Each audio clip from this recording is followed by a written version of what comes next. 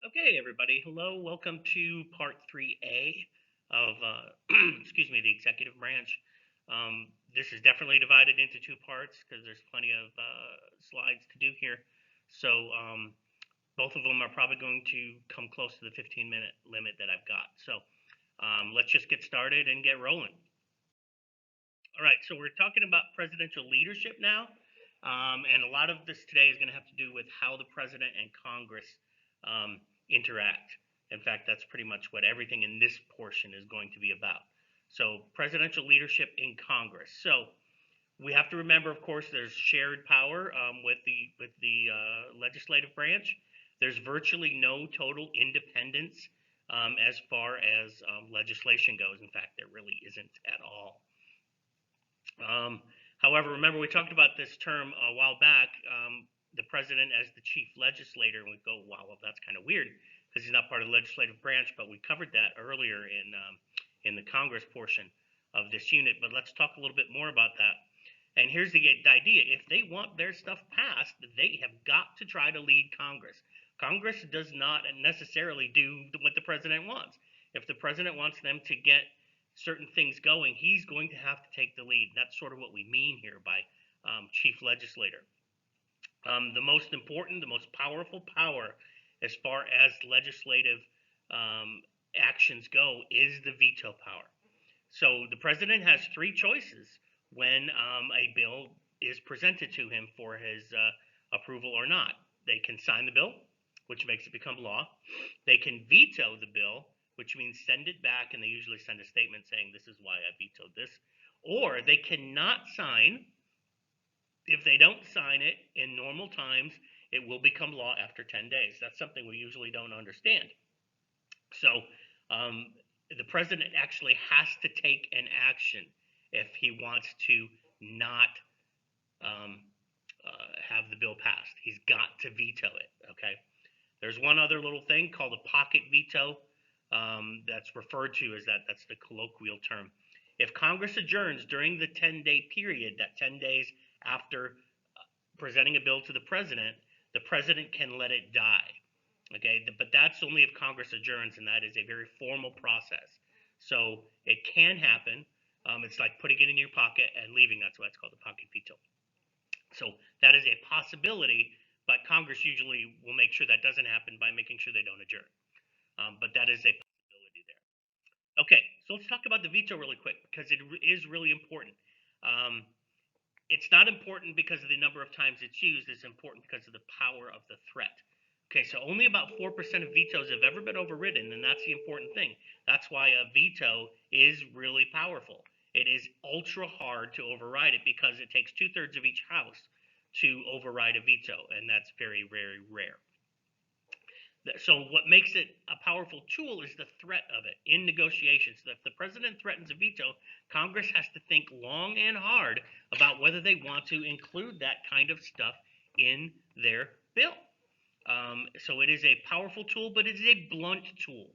You can accept it or reject it in its entirety. There's no such thing as saying, okay, we're going to take this part out and I'll veto just this part or this part. It doesn't work that way, which is interesting, which leads to this concept that we have a concept in the country called a line item veto. So that means what I was just talking about, rejecting only certain parts of a bill, like individual spending items. So I don't want to spend this amount, so I'll veto this portion, or I'll veto this portion. Um, the thing is that most governors in states have this power, so it's something that exists in the country, but we have to understand it does not exist at the federal level. It was attempted, actually. The president is sometimes forced to accept parts of the bill they don't like to get something they want. Sorry, I misspoke there for a second. So that's what Congress can do. So the president wants this part, but doesn't want this part, but he wants this part bad enough that he'll sign this part. Okay, it's a very, very interesting dynamic that they go through when this happens.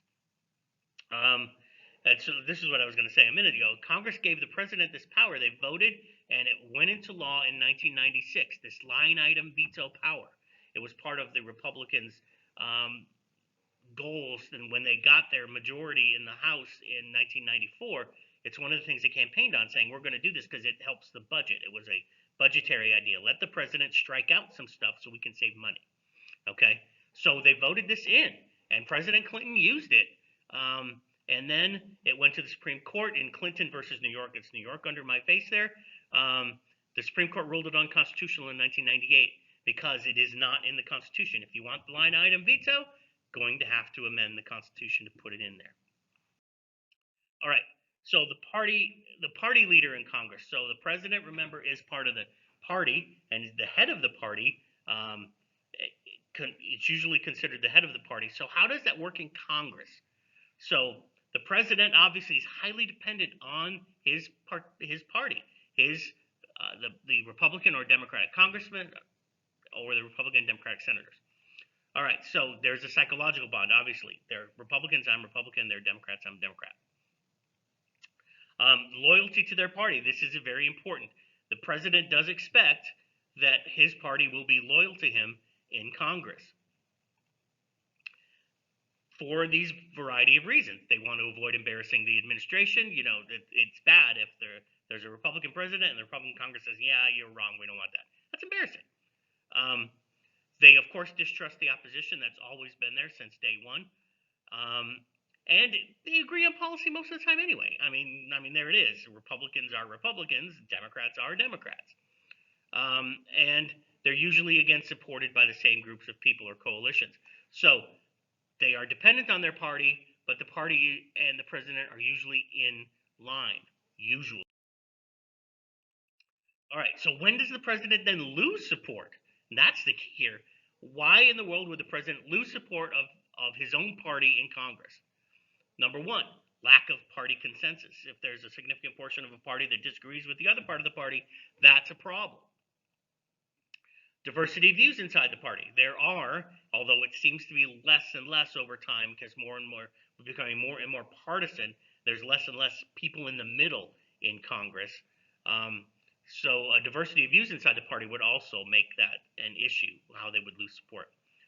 For instance, there's less of these than there used to be. Southern Democrats and Northern Republicans. A lot of times Southern Democrats are actually more conservative than Northern Republicans are. And that's because of where they are and the constituencies that they have. Although those are disappearing somewhat. The constituency usually wins when there's a conflict with the president's proposal. So that's the idea. If there's lack of consensus, if there's a diversity of views, the House member or the Senate member will usually go with their constituency more than they might go with the party. Congressmen may avoid associating too closely if the president is not popular. There are plenty of times. It happened with Obama. It happened this time around with Trump a little bit here or there. It happened with Bush. It happens that sometimes the president's not going to help them get reelected. So they will not have the president come in. A lot of times the president will come in if the president is really popular, especially in that district, and help them campaign, help them, because that makes everything better. But if it's not going to help them, they will avoid that. They will say, no, thank you, Mr. Obama. No, thank you, Mr. Trump. I don't want you to come here and campaign for me. Okay. So how can they do this? How can they lead the party? They do expect to rely on the party leaders in Congress, whether it's the speaker or the majority leader or the minority leader, if that's the case, if the case may be. May not work. They may not be effective, especially if they're a minority leader in either house.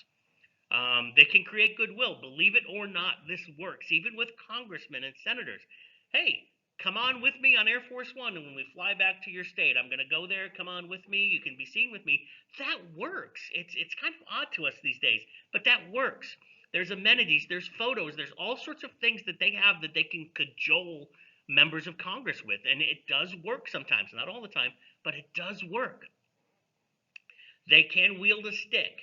Either the carrot or the stick, right? They can wield the stick, but it is not easy to do this because they don't really have a stick to use sometimes. Parties are decentralized enough. Here's the idea. There's little the president can do to punish non-supporters. Okay, so how do they improve their support? I'm going to have to speed this up a little bit. They can increase the party numbers in Congress. Duh, right? Hey, let's get more Republicans elected. Hey, let's get more Democrats elected.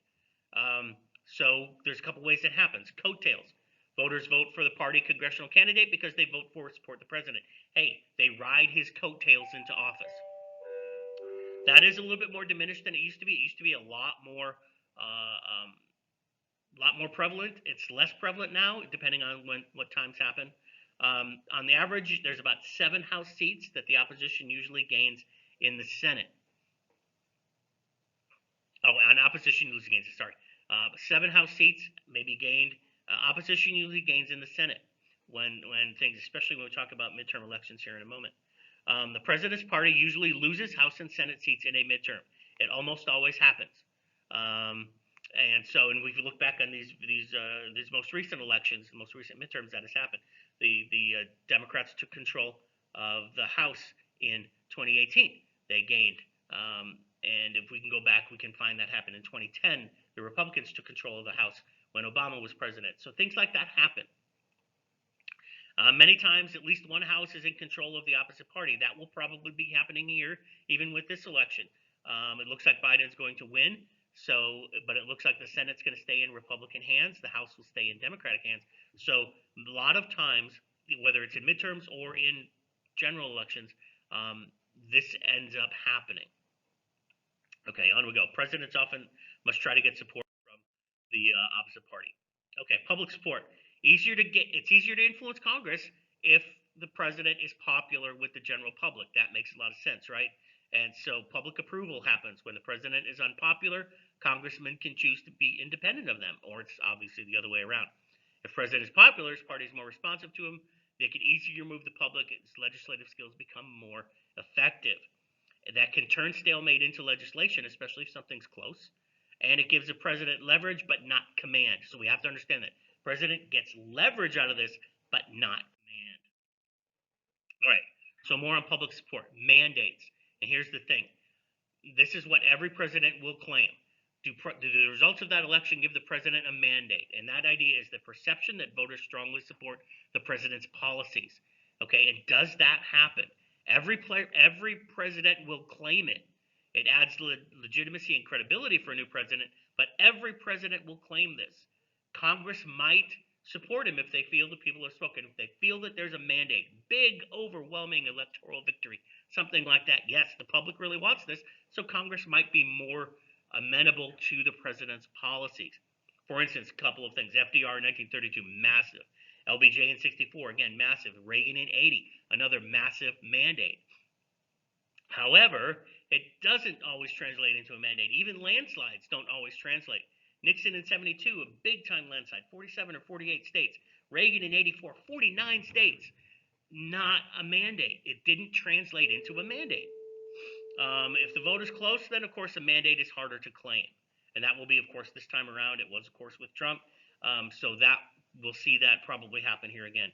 Clinton in 92 and 96, both not strong performances. Bush in 2000, of course, and Trump in 2016. Okay, lastly, legislative skills of the president. Let's get this going. Bargaining.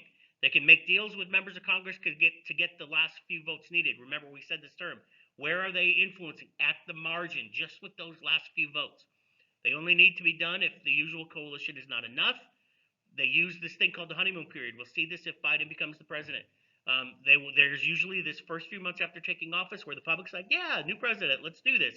And they have, it's called a honeymoon period. And if they can get things done, and then they will. They establish priorities. They try to set Congress's agenda, but they have a limited political capital, okay? And they have to use it wisely. All right, so there we are. That's the first half. We'll get to the second half in a few minutes, and you'll see that too. So hang on for that.